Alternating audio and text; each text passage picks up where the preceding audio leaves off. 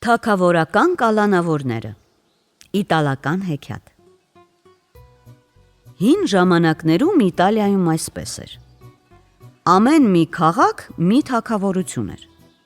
ամեն մի թագավորություն արքա ուներ։ Ահա այդպիսի մի քաղաքի ծեր թագավորը մահացավ, և նրա թագը կրեց իր որդին։ Ջահել թագավորի առաջին գործը եղավ այն, որ որոշեց տեսնել իր կալվածքները։ Առաջին մինիստրի և գլխավոր խորհրդականի ուղեկցությամբ սպիտակ ձիու վրա նստած նա շրջագայեց իր ամբողջ պետությունը։ Պետությունը այնքան փոքր էր, որ նա շրջագայելու դուրս եկավ կեսօրին ու ամրոց վերադարձավ, երբ արևը դեռ մայր չէր մտել։ Ջահել թագավորը նստեց գահին ու հարցրեց. ամեն ինչ մենք տեսանք։ Ոչ բոլորը, պատասխանեցին առաջին մինիստրը և գլխավոր խորհրդատուն։ Ձերդ արքայական մեծությունը թագավորական զնդան էլ ունի, որի մեջ թագավորական կալանավորներ կան։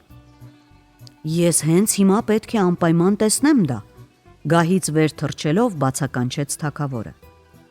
Բայց արդեն մութ է, ձերդ մեծություն, առարկեց առաջին մինիստրը։ Հիմարություն,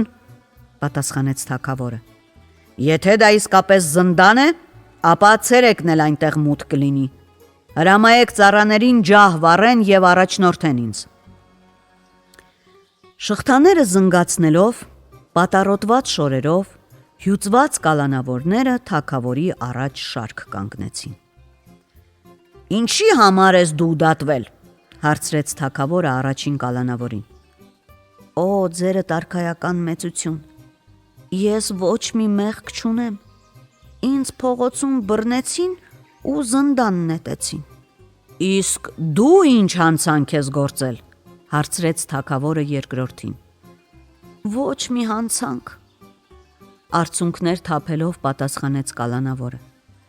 Ինձ բռնեցին այն ժամանակ, երբ ընտանիքիս հետ հանգիստ ճաշում էի և բերեցին էստեղ բանտ գցեցին։ Իսկ դու,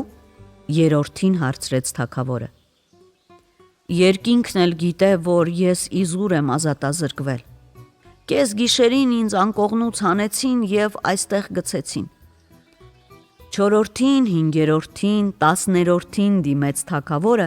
և բոլորն էլ երդվեցին, որ իրենք ոչ մի մեղք չեն գործել։ Վերջապես թագավորը նույն հարցով դիմեց ամենավերջին կալանավորին։ Ձերդ արքայական մեծություն, ասաց նա,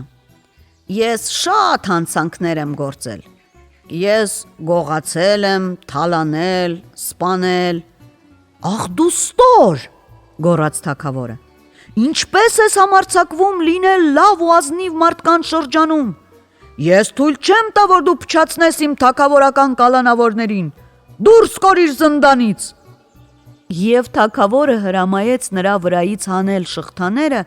և դուրս վռնդեց։